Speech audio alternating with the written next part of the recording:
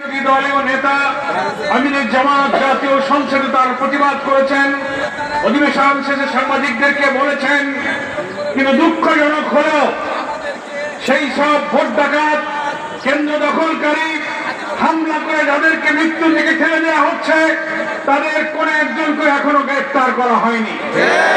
জাতীয় সংসদে দাঁড়িয়ে সরকারি দলের সদস্যরা বলছেন ভোট নিরপেক্ষ নির্বাচন হচ্ছে।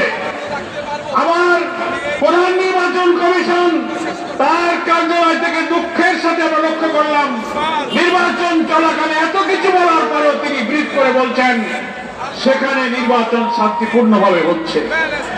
অথচ সোশ্যাল মিডিয়াতে, গণমাধ্যমে দেখা যাচ্ছে ভোটার নয়, অনেক লোক ভোট কেন্দ্রে ঢুকে পড়ছে। সাংবাদিকরা জিজ্ঞাসা করছেন, তুমি ভোটার না, তুমি আসছো কেন? সে পালিয়ে যাচ্ছে। ভোট কেন্দ্রের মধ্যে বস্তা ভরা বিরিয়ানির প্যাকেট, প্রার্থী ঢুকে দেখছে, ব্যালটে সিল মারা, জিজ্ঞাসা করছে বিজেপি ওইটা কোনো বিপ্লব দিতে পারছে না।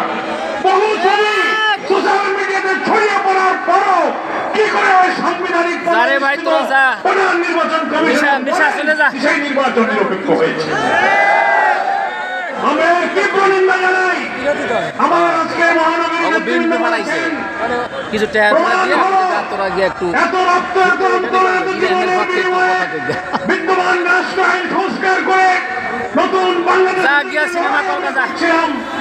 সেই লড়াইয়ের অংশ হিসেবে একটা নির্বাচনে যারা নির্বাচিত হয়ে ক্ষমতায় আসলেন, তাদের অধীনে প্রথম এই উপনির্বাচনে আবার সেই আওয়ামী দুঃশাসনের মতো, এমনকি বিএনপি আমাদের 94 দিনে মাগুরা ইলেকশনের দৃশ্য হয়েছিল, সেই দৃশ্যের মতো গতকালকে নির্বাচনে আবার প্রমাণ হয়েছে কোন দলীয় সরকারের অধীনে নির্বাচন নিরপেক্ষ হবে না।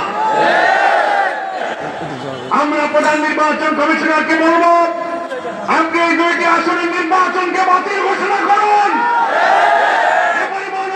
গুরুতর অভিযোগ সোশ্যাল মিডিয়ায় ছড়িয়ে পড়ার ছবি প্রমাণ করে সেই নির্বাচন একতরফাভাবে বিএনপির প্রার্থীরা দখল করতে কেটে কেটে ভর্তি করে নিয়েছে।